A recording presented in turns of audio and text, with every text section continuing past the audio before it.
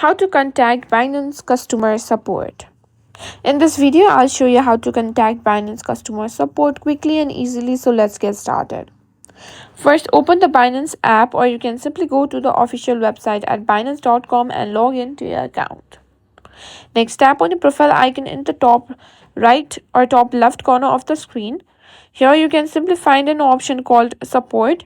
You can simply tap on it, and here you can find help center as well. But if you want to chat directly to Binance, simply tap on the headphone icon.